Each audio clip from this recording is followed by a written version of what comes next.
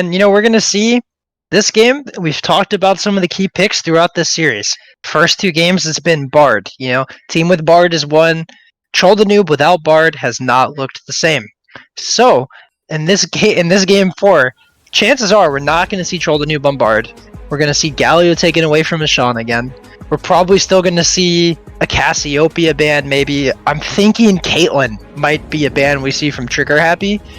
Because we do have first pick on the side of Glacial Rising Phoenix, and that is a very strong champion, as Epic Fail Guy displayed last game.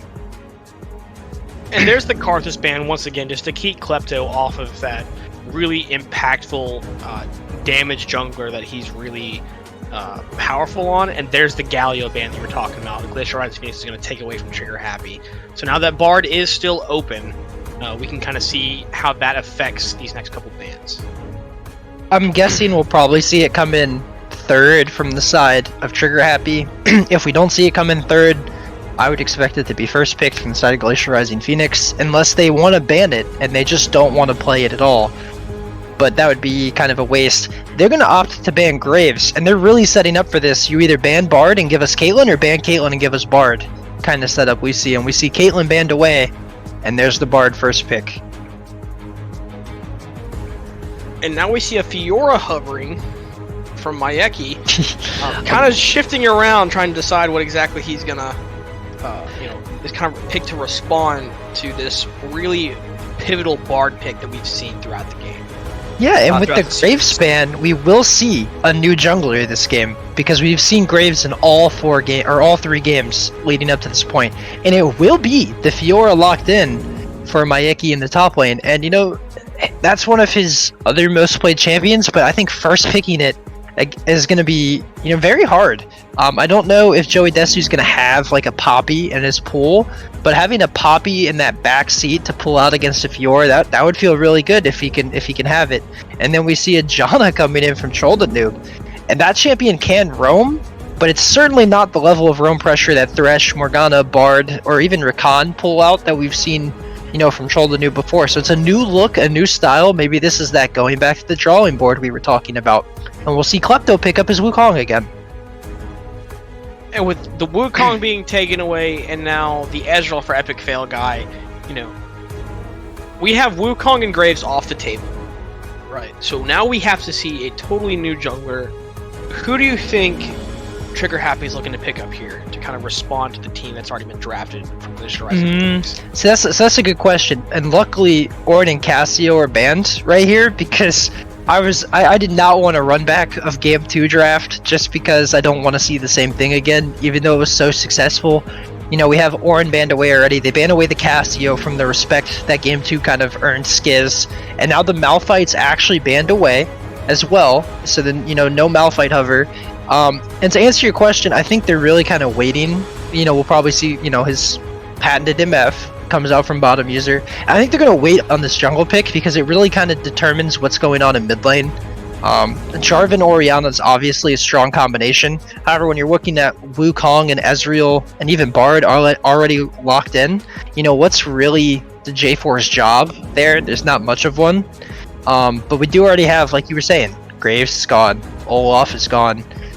So there's not too much left. We might see a Trundle come out, but we don't have any tanks yet for the side of Glacial Rising Phoenix. And we even see potentially a Karma top, potentially a Karma mid. We'll have to kind of wait and see this last pick. But Karma top's not bad against Fiora. She can parry the W pretty easily, but with all the movement speed, and if you go like Iceborne auto attack slows, you can get away from Fiora pretty easily still. Last pick getting ready, and it's going to be a lock-in of the Zoe for Skiz. So that means it's going to be a Karma top for Joey Desu into Mayeki's Fiora. Oh no, not Zoe. Please delete champion from Summoner's Rift. And we will see a Jarvan lock in, and because, Zoe was picked up, J4 can at least trap kind of Karma, Zoe, Bard. So you do have a little bit of potential with the Orianna. But J4 kind of throws the comp a little bit off theme. It is engage for them, which they've kind of desperately needed. But you could have even looked at potentially bringing back almost a Gragas jungle. I know you've been talking to me about them, when we play in our games, some of those Gragas AP buffs. It is possible he does give engage and disengage to kind of peel. It's probably just not a champion he has in the wheelhouse, as J4 is much easier to play. However, J4 commits, to this dive, and after he EQRs, I mean, he ain't got much left. And that's kind of the easier thing that you were just saying is Jarvan, whenever he goes in, he very much has to commit to that play. If he's going in, he's already made the decision that he has to commit to this play, whereas something like a Gragas is able to go in, but also able to escape really quickly with an explosive cask. So with this style of comp, we can see now, Trigger Happy is going to have to make very precise plays with what they decide to do, because if they do one overstep, it's very easy for that Jarvan to be taken away very early into a fight. Yeah, and I think, however, the biggest thing in this game is going to be Fiora, right? Because not only is this champion very one-dimensional, it's all about the split push, right? And last game, he lost that Riven versus Malphite matchup kind of hard, wasn't the most useful, and Fiora is even less useful in team fights than Riven. If a Fiora falls behind, the Fiora is just utterly useless, right? There's, no CC built into the champion.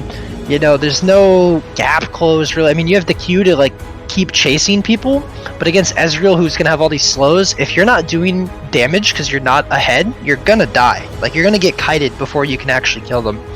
And when I see the side of Glacial Rising Phoenix, I see they have a whole bunch of ways, just like in Game 2, to get on these kind of immobile carries, right? We have Bard R, Karma speed up with Wukong ults, we have Zoe bubbles that if they hit the right targets are lethal, and we have Ezreal to kind of dance around these fights. The biggest thing is Epic Fail Guy able to repeat his Game 2 performance on Ezreal? Because Orianna J4 should struggle a little bit to get to him, and even the Misfortune. So when you look at this game, who's going to touch Epic Fail Guy, right? Who's going to be the one to deal with him, or are they just going to be able to kill his team before he can deal damage to them? I'd have to agree. I'm saying that's going to be one of the pivotal moments of this game is, can they hang on to Epic Fail Guy or take out his team prior to him becoming a menace enough to shut them back down towards the mid to late game? They have to make sure that they're going either very aggressive in the early game to take some of the wind away from Glacial Rising Phoenix, or they need to make sure that they have someone who can effectively deal with him in the mid to late game when he has these items where he is a damage threat in these team fights. Oh, come on, man. You had to bring up the wind when they're playing Janna. Come on. I had to try a little bit. That's funny.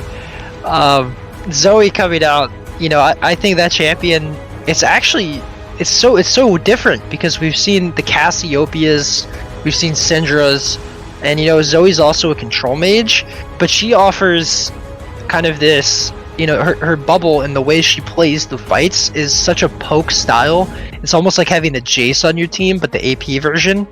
And with the sleep and the utility, she changes the way you play the game. It's like the Veigar from Game 3 that kind of, with the cage, can change the game. And I despise the champion, but I will give Skiz, it is a very strong pick, and it can deal a lot of damage because, Zoe versus Orianna is not the worst matchup in the world for the Zoe. And, loading into Summoner's Rift here, we're going to see, the Grasp coming out from the Karma, so we can't expect that tank Karma style. And we're going to have to just see where the junglers decide to go, and, will Skiz get punished for picking Zoe? Will J4 Orianna kind of link up and punish Skiz a whole bunch early and force him to die a lot? Will Fiora be able to do anything this game? I mean, because for me, Makai, him losing on Riven, so he plays Riven and he plays Fiora. And then, so the first two games he was thrown on tank duty. They win the first game, oh, tank duty's working, throw him on a game 2. Tank duty's not working, they left open his main champion. Throw him on his main champion. Oh, his main champion didn't work, he doesn't want to play it again, let's throw him on his second most comfortable champion. It doesn't feel like the top lane has an identity for the side of Trigger Happy in these games. I don't agree with you, and I'd say that's extremely important for a top laner to kind of understand their role and what they need to provide for that team. I'm not saying that only having one facet of play that you can be effective in is good, or necessarily the best motive for that style of play, but they need to be very mindful of what kind of team comp they want to draft whenever they keep moving this guy to different types of champions within this one series. Yeah, and part of that's going to come because, he is a sub, so he's not the player they've played with the majority of the season. He's not that, because, that guy, he was playing Olaf top lane, he's playing Aatrox top lane, so we had him on these fighters. So the Riven and the Fiora do kind of fit in with what we've seen from them in the past, but they're different champions. They're not quite as competitively viable or seen quite as often as, an Aatrox is or an Olaf is. Even Olaf top lane, though you won't see it top lane as much in competitive, it's still a strong champion we see multiple times. We don't really see Riven and Fiora picked too much. Unless your name's Viper. That's true. We see Skiz, doing as that champion does, poking for free, able to kind of just set up a little bit of lane dominance and trying to protect against that push that Ishan has able to so effectively do every game. What are you looking to see out of the bot lane? What can bottom user and Troll the Noob do to kind of make sure they have some lane dominance here? So, one of the big things, I wouldn't even call it lane dominance, maybe, but they just have to be a little safer in terms of not dying, right? Maybe take a little bit better of trades, not get caught out in lane. Because honestly, the bot lane has been a big weakness, right? The top lane sub hasn't looked the best at times, but his poppy games were kind of clean. Last game was a little rough. But bottom user to me has been underperforming the whole series. And Troll the Noob has only looked good in one of the games. As we do see the power of Zoe kind of skirmishing already. And that's a big ignite coming down onto Ishan. Ishan's getting taken low, and Skiz is able to force him completely out of lane, but here comes Klepto coming up onto Mayeki. Mayeki instantly going to go ahead and Q backwards, the red buff slowing, ticking him away. Flash is blown by Mayeki. Pretty good gank there by Klepto, and able to force that flash basically for free. Yeah, and we're going to have to see who is going to step up for the side of Trigger Happy this game, right? Mayeki's hasn't had, any standout performances. Troll the Noob has had the one standout game. He's been quiet since. Bottom user's been quiet the whole series. Ashawn and Games in My Hand have been your very consistent rocks. But, when your bot lane is struggling, your top lane is struggling, someone has to step up on your team to help you out. And this game, it's going to have to be Mayeki a little bit at least, because he has the Fiora pick. So he has the ability, as we see a huge skirmish Klepto going in on the first blood. Games by Hand, and that's going to be a first blood. Yeah, we're gonna have to see. That's not what we want to see to start out, right? I was just saying, Games in My Hand has been consistently doing well in this series, and to have him get solo killed in the river there at the beginning of the game, now you have to step up even more. Your rock is kind of faltering, So is the whole ship gonna sink, or are they gonna rise up, continue rowing on down the river and stay in playoffs here? And right there, that short little clip, you can see the power of Karma top against the Fiora. She's able to quickly get away, get the grass proc off, and as well as play very safely. Here comes J4. Mobile.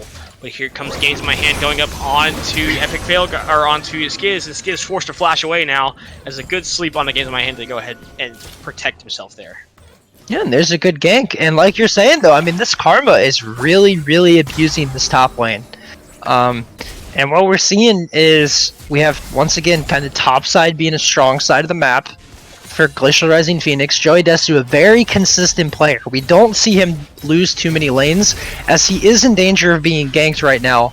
Klepto is kind of coming up here to cover, and we might see J4 end up getting caught if he shows. So now he goes forward onto Joey Desu with a nice dragon flag. And so now Klepto is here, though, to protect him. Good tether lands onto Games in My Hand. Games in My Hand slowly getting whittled down by the red buff. Klepto's going forward, but here comes Mayeki here to back him up. Flag's going to go away, and I think that's going to be just enough momentum they need to get away now. Oh, Klepto, don't commit too much. Yeah, and I think, so it's a good protect from Klepto, right? Good, right place, right time on the map. I think they were a little scared because we didn't see Klepto actually take that blast cone over the wall, come from river, and have a better angle. He actually walked through the tower, maybe a little worried Joey Desu's gonna die. Maybe the sole purpose was, get the J4 off and not really look for any kills, not realizing how much damage they could do. Either way, though, not taking the Blast Cone kind of loses them the kill on J4, but overall, good play coming out from the side of Klepto. And, you know, we're seeing Games in My Hand is being less impactful this game. He's on the J4. He's not looking quite as good as he did when he was on this Graves or even that Wukong last game. And right now, I mean, like I've been saying, someone's got to step up.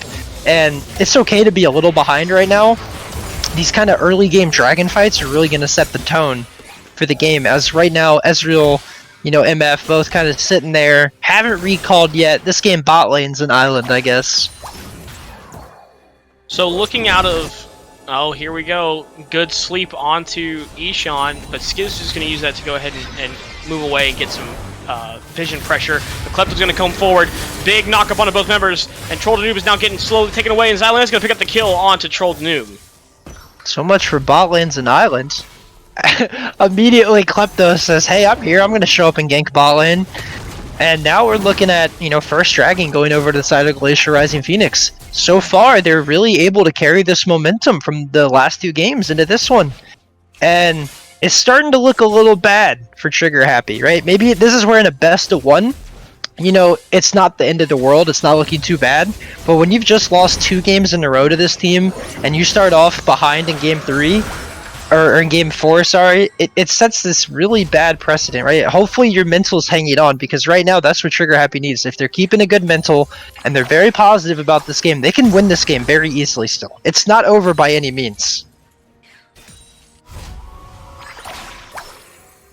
Troll the Noob is going to get caught out here a little bit by Skiz.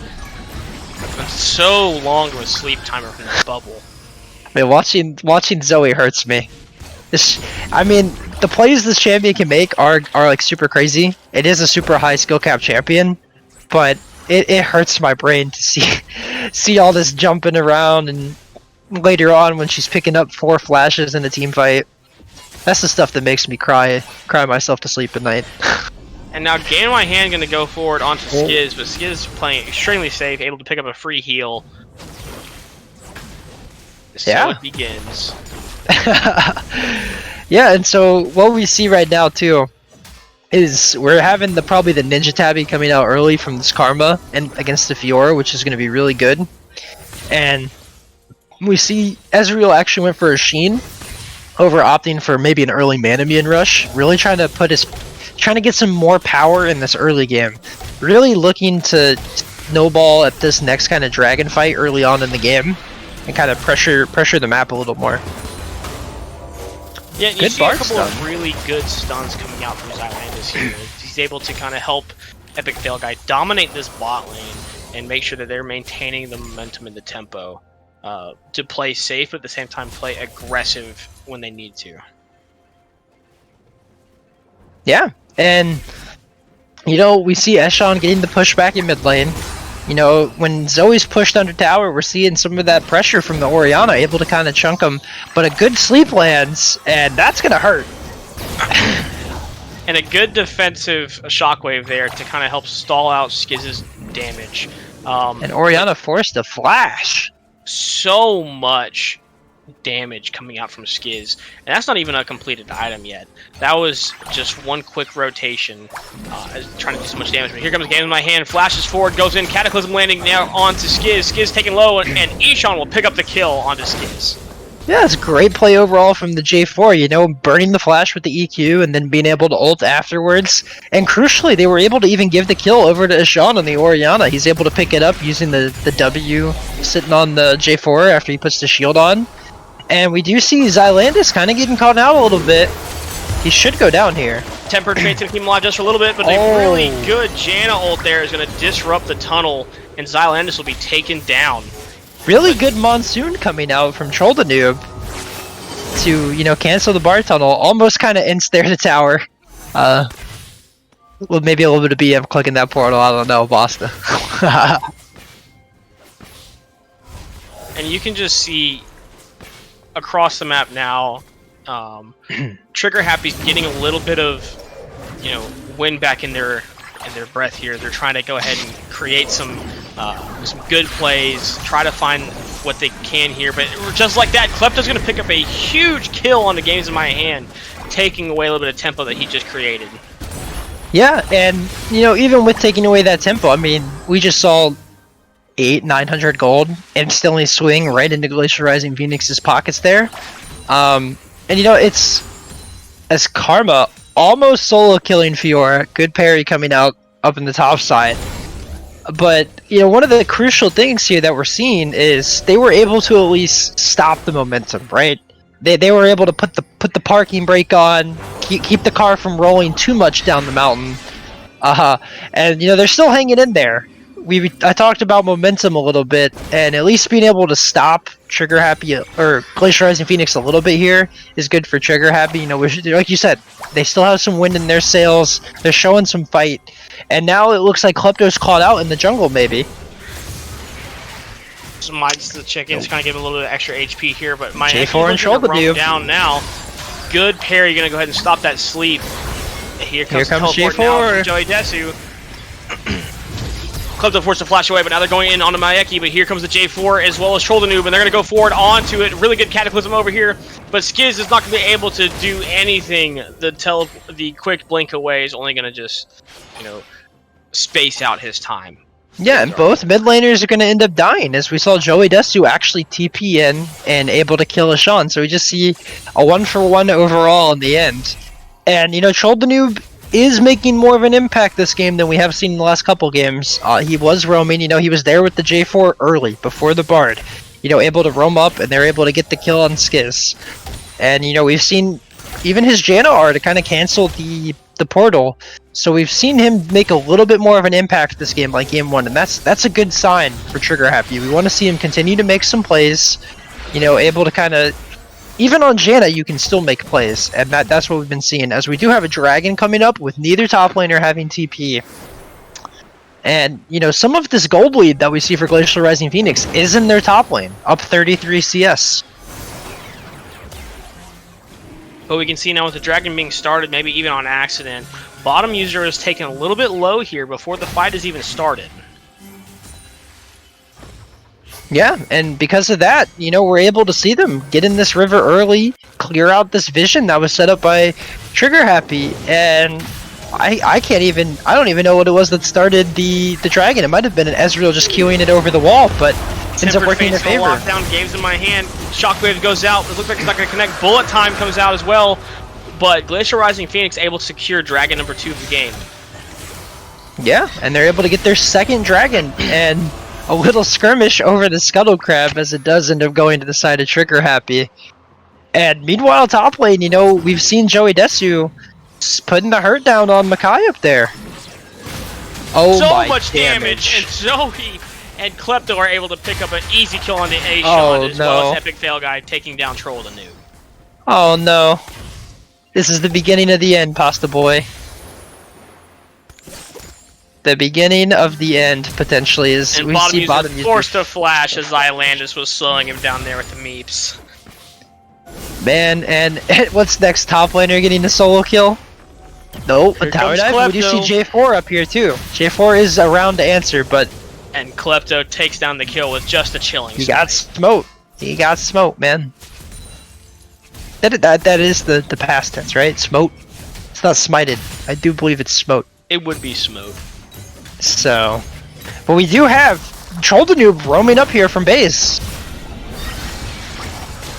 But Joey Desu is just so fast on this Karma. The top tower's already been secured. Klepto's going back forward, trying to see what kind of damage he can find. Cataclysm comes out. Monsoon able to kind of heal up through some of the damage. But Klepto will pick up the kill on a Troll the Noob now. And Games in My Hand is locked down, and he is forced Dragon Flag away. Yeah, and we're really seeing the power of the Wukong. You know, I've talked a little bit about Troll. Oh, as a good sleep comes out, and cut the camera. Nobody saw it. Nobody saw it. At least he got executed. As he did use his real flash to try to get that too. But at least it was an execute, I guess. But to get back to my point, I've talked about Troll the Noob, you know, kind of faltering in games 2 and game 3. One thing I haven't talked about is Klepto really stepping up. Right, in game 1, Klepto felt kind of useless.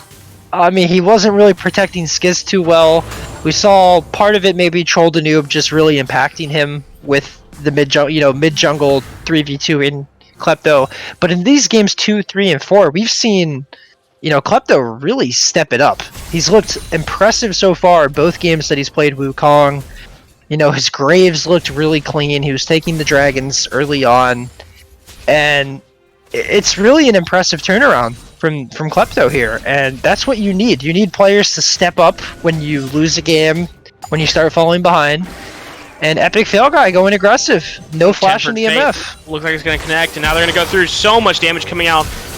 Oh, an Epic Fail Guy's Mystic Shot goes wide, and that's going to allow bottom user to go ahead and keep her life. But Games in My Hand now going forward onto Xylandis. A lot of damage coming out. Heals forced away. Bullet time coming in. A lot of damage coming on to Epic Fail Guy. And it's just not enough as Games in My Hand is not able to pick up the kills. Yeah, no J4 Cataclysm there. We will see potentially this tier 1 tower going down, but meanwhile on the top side of the map we were able to take a Rift Herald. So at least we're answering the play, right? Good play coming out from Games in My Hand. That's probably the most you could get in the situation. Maybe not able to contest Rift Herald because you're not strong enough. But we do see, Klepto's ready. He's prepared on the top side of the map, taking an objective back. And we're looking at a 5,000 gold lead at 17 minutes here. And it's looking pretty grim from the side of Trigger Happy. Yeah, Trigger Happy definitely needs to go ahead and get their heads together right now and figure out what they can do, because they need to control the momentum in these next very pivotal moments, as we have Baron coming up in 2.5 minutes, and we have Dragon spawning in 1 minute now. That's going to be the third Dragon. If Glacial Rising Phoenix can secure it, that puts them within Soul Point. They need to be very careful and make sure that they make the right decisions in these next couple of moments, or the game will be lost. Yeah, and Orianna still doesn't have a completed item. Is going to be kind of caught here, rotating towards his blue buff, actually. And Klepto should be able to just... Shockwave coming out, but it's not going to be enough. Klepto's easily able to pick up the kill, and a good stun there from Xylandis. And now he's forced to go away now with an Ignite being used by Xylandis. And you were just talking about, this third dragon spawning in the game, and Glacial Rising Phoenix, I mean, you don't have a Wukong ultimate now, but Orianna's going to be dead 3 to 4 seconds when it spawns. You chunked out the J4 and made him recall. I mean, this dragon's almost as good as yours at this point. And now, like you were saying, it's going to put him on Soul Point here. I mean, this is a scary situation for Trigger Happy. And Orianna, I knew she had enough gold for her hose, but we didn't see her have it, her Hextech GLP there, when she was caught out. And if she has that, she probably gets away. A little bit of greedy, going for the blue buff. Tempered Fate connects on the Troll and the Noob now. He's in a dangerous position. Epic Fail Guy goes forward, not able to quite pick up the kill just yet, and there he goes. He will take down Troll the Noob. And now she's going sleepy, and that's a double kill over to Epic Fail Guy. And now Klepto is running down Games in My Hand. Games in My Hand forced to flash away. Yeah, really and good play coming out from Glacial Rising Phoenix here. And we've just seen a huge turnaround from all of Glacial Rising Phoenix. I was joking in between game 1 and 2 about who were Glacial Rising Phoenix. Who are these people? What did they do with them? Because game 1 did not look like Glacial Rising Phoenix at all. We had Xylandis on his off-meta support. Epic Fail Guy didn't die, but he was 0 impact. Skiz kind of got rolled. And, in this game, specifically, Skiz is not having the best game, right? We saw, but we didn't see his execute to the mid tower. But everyone on this team has stepped up in multiple games this series, right? We've seen Klepto step up these last 3 games. Epic Fail Guy has been a rock as they're trying to catch out Skiz here in the mid lane. Shockwave comes out, and Ishan will pick up that kill onto Skiz. And I mean, I really like the dodge and the Jana Tornado, but sadly you come back. As we do see Trolldanube just get caught out and gets traded. Klepto bloodthirsty, looking to find another, but he's just not going to be enough. He can't get away from the speed and control from Ishan. And we've seen everyone step up. Like I was saying, we've had this great kind of Epic Fail Guy was a rock game 1. He didn't necessarily pop off, but he didn't do bad. And then it's just been a continuous ramp up for Epic Fail Guy. And we see potentially a pick here on bottom user, force the flash. Tempered Fate barely misses. Tempered Fate doesn't quite connect, but now they're looking Games in my hands forced it back away now, but Klepto's going to go ahead and drop this Rift Herald here in the mid lane. And with so much potential and gold lead already ahead for Glacial Rising Phoenix, they're going to be able to walk this straight in and maybe even pick up this tower pretty easily here. But a huge shockwave comes in, flag and drag, bullet time coming out now, and a huge shutdown now swung over to Troll the Noob, and they're going to be able to pick up this kill now. Hose going out. Maieki's here on the flank, trying to see what he can find. Skiz is taken low, forced to flash away. The one he just picked up, but Silence will pick up the kill on his Maieki. And Glacial Rising Phoenix, even when they lose someone like Klepto so early on, is able to keep Trigger Happy on their toes. That, Mr. Pasta Boy, is what I call tactical inting. Alright, he knew Troll the Noob was going to be the one to pick up his 1,000 gold shutdown, and he just was smart and gave it to the AD carry rather than feeding it over, or gave it to the support rather than feeding it over to anybody else. But I mean, you know, we saw the J4 Ori MF ult combo. It looks good, but it's only able to catch one member, right? Because we have so much mobility coming out here from the side of Glacial Rising Phoenix with Karma's speed ups. You know, Bard has portals and ults. And, like, it's so hard to catch multiple members of this team. You know, Epic Fail Guy is having a really strong performance this game. He's been all over the place, exactly where he needs to be. Really good arcane shifts defensively as well as offensively. But at the same time, I don't want to take away from Klepto. Klepto's had a really amazing performance here, being where he needs to be. And just pretty much all the members of Glacial Rising Phoenix are playing exactly how they need to kind of make sure they maintain this momentum right now in this game 4. Oh my Zoe, damn it, gosh. Please delete champion from League of Legends. As Troll the Noob, it's just gonna die. Please delete champ. Thank you. Oh my Zoe damage, Batman. But, you know, key to know, I mean, bottom user did heal to try to save him, no way out. And, you know, once again, you know, storyline for these kind of 4 games, if we look at Troll the Noob's score, you know, he's struggling, 1-6-3 this game. He's had a little bit of moments. Without that safety of the Bard that, you know, maybe he got used to, we don't see the success coming out from Troll the Noob, and with it, his team is also faltering. You know, these last 3 games, he's really struggled. We've seen consistent 0-6, 0-5, you know, 1-6 kind of score lines coming out, and we have this Cloud Soul spawning here in 20 seconds now. And this is your last stand. Over. Epic Fail Guy is now slowly playing around with Maieki, but Games in My Hand is going to go forward. Flash, Shockwave onto Epic Fail Guy, and he's going to be shut down by Games in My Hand, but a huge stun comes out, a sleep goes out, and Joey Desu picked up the kill on the Troll the Noob. But now here comes Klepto going in from behind. He's going to start knocking everybody up. That's 4 members knocked him down. That's another 3-man knockup. He's going in further. Klepto shuts down Maieki, and now Ishan is on the run as 3 members of Glacial Rising Phoenix are going to chain him down. And that will be a sleep and a triple kill over for Klepto. We call it tactical inting for a reason. He goes in knowing his whole team is going to follow him up. Even though he dies, he baits everyone in. And once again, we saw the power of this J4 Ori, but it's only on 1 member. And with that, Glacial Rising Phoenix is looking decisive. They're going to try to end the game in 24 minutes. Well, here they go down now. 1 Nexus turret's already going down. They have Troll the Noob taken down low. The only thing left is the Nexus now. Maieki with Troll the Noob with a huge monsoon, gonna knock Klepto into the fountain, and now Maieki's trying to do what he can to hang on. Skiz is trying to hang on for his life. He's taken down low. Double kill over for Games in My Hand, and now Joey Desu is playing Ring Around the Rosie around the Joey Desu? And a Shockwave will shut down Joey Desu, and Xylandis is on the run out of their base. Alright, that's not tactical inting anymore, alright?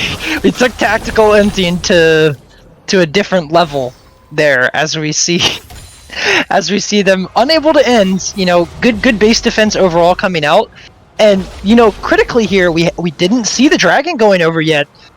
Epic Fail Guy over here soloing it. Can he get it? Maieki steals the soul point away from Glacial Rising Phoenix, and Xylandis is having to tunnel out now. Maieki's chasing him down now, and Games in My Hand going forward. So much damage is coming out. Xylandis is trying to stay alive. Bullet time will pick up the kill, but Games in My Hand's not ready to let Epic Fail Guy get away just yet. He's trying to just slowly whittle him down, and Games in My Hand will pick up the kill onto Epic Fail Guy. Man, really is good this play coming out of Maieki. is this the turnaround From being down to your Nexus at a quarter HP to coming back in this game and winning the series. Could this be the turnaround? Look, I'm not saying it's likely, but they're only down 6,000 gold now. You do have mid lane wave crashing into you constantly, so you are going to be getting that whole wave of farm. And we've seen kind of a series of chain deaths coming out from Glacial Rising Phoenix. They still are in commanding lead of this game. We have full vision control kind of still on this top side jungle, and really they're going to be looking towards this Baron coming up. And, I don't think tactical inting is going to be the way to go here. I think if we just, group up, we'll be looking at maybe still a pretty clean closeout. But, we've seen, like I said, we've seen the power of the J4 Orianna, even with the MF ult on top, multiple times. Mainly it's been on one member. All it takes is one fight around this Baron where they catch, Bard and Ezreal, or Zoe and Karma. All it takes is that one AoE fight, and they can turn the game. The Baron. Trigger Happy looking to respond, but with so much area denial being brought on Zoe? by Skid. And then here comes Klepto going in hard on to get Games in My Hand. He's going to go forward, flag and drag. He's going to get stunned, picked up.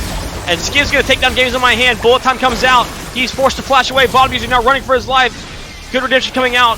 Shockwave will take away 3 members of the fight. But Glacial Rising Phoenix is not done yet. Double kill picked up for Skiz. Klepto! Klepto is going to go forward. A double kill over for Epic Fail Guy. And that is probably going to be the game as 4 members of Trigger Happy go down. And Glacial Rising Phoenix that is going to definitely be the game. And Glacial Rising Phoenix honestly coming out with the statement, we can scratch off game 1. They didn't play real champions. Pantheon support's not them. Huge turnaround in the series for Glacial Rising Phoenix as they take a commanding 3-1 series win. And, we'll see them tomorrow playing NG Blossom, which is, considered our best team in the league. And we're going to have to see if they can keep this form going against NG Blossom tomorrow. Glacial Rising Phoenix with a dominant performance. After what happened with Game 1, they realized they need to stick to their guns, play with what they're good at, and just like that, a quick 3-game win spree for them as they take down Trigger Happy with decisive victories in all 3 games as they played extremely well. Klepto was all over the place in this match. Joey Desu was able to lock down Mayeki in the top lane. Epic Fail Guy and Silandis being everywhere they needed to be, picking up kills, and Skiz with a couple interesting plays, but at the same time, really good sleeps and a lot of damage coming out on the kills he needed. Yeah, and Skiz, everyone on this team stepped up at a point in this series. There was no one you can really say got carried through it. And if you were, it'd have to be Xylandis. And even he looked like he didn't do anything bad in this series. Like he wasn't dead weight by any means. And every member stepped up, right? We saw Epic Fail Guys. Caitlyn was monstrous. In game 2, we had Klepto's Wukong. And game 4, it was good too. But in game 2, Klepto and Joey Desu turning that game around. And I think if we had to pick one moment in this series that completely defines the series, it's that moment in game 2, where they stop the Rift Herald charge with Bard ult and turn that team fight into a massive victory for them, and the whole series changes off that one team fight win. I have to entirely agree. When that play happened, you can just see the, momentum entirely sucked away from Trigger Happy, and Glacial Rising Phoenix realized that they could keep playing as dominant as they had been, or not necessarily as they had been, but they just played super dominant from then on, and they just really were able to lock down and had a very decisive series victory over Trigger Happy. Yeah, and now we're going to have a lovely post-series interview with the ADC himself, Mr. Epic Fail Guy. How are you doing, man? Feeling pretty good after that series, thank you. Yeah, we saw you guys go down 0-1 in the series. Did you guys, what was the biggest adaptation? Because I know most of us want to say Bard. Do you believe that was your biggest adaptation the whole series too? Yeah, I think after game 1, we just kind of figured get Troll Noob off of Bard, and the games are going to be a little bit easier. So I think coming into the series, we knew as a team that Bard was going to be a really contested pick this series, and we just kind of adapted, learned to play around that, get rid of the Bard Galio, and it was smooth sailing from there. You guys Yeah. had a really strong performance out of your top and jungle matchup, or with Joey Desu and Klepto. They played really well off each other, and you were able to effectively control the bot lane with Xylandis. Were you guys kind of wanting to play more around that top side of the map, or were you guys just knowing that you had a really strong bot lane and you guys could handle yourselves pretty effectively? I think we took it as matchup dependent because with Ezreal, obviously you don't need super high attention bot lane. So we figured if we can kind of get the solo lanes ahead a little bit more, and we can just kind of stay even at least at bot lane, that we'll be able to kind of outscale them and out team fight them in the end. Awesome. You guys played extremely well. I'm really impressed with how you guys bounced back for game 2. That was really impressive. I just wanted to give you guys a quick shout out for that. It's always tough when you lose a game in a series to bounce back like that. And I have to ask one question about your top laner because I love Joey Desu. But why did you pick Gangplank in game 1? I'm curious. Is it just going straight for the comfort in game 1, or? I think so. I think GP was one of the champs that could somewhat fill the requirement we needed. I mean, our draft game 1 wasn't the greatest as the results, put out. But I mean, I think after that we kind of cooled down. We kind of have a meme that's just like, all right, we just got to warm up game 1, and then we just got to play a series of 4. And we just we were able to calm down, get some more comfort picks on some of our players, and just won. Awesome. Yeah, and we're gonna see you guys tomorrow versus NG Blossom. Have you had any chance to prepare, or is all your focus on this game and now you gotta go prepare? I think we've been working with Iron Dragon together a little bit on just coming up with different ways. But I mean, we definitely have been preparing for NG, and I hope it's a good series tomorrow, and I hope we can win. Yeah, I look forward to seeing you guys play tomorrow. Best of luck the rest of the playoffs. Good job, guys. Congratulations. Thank you.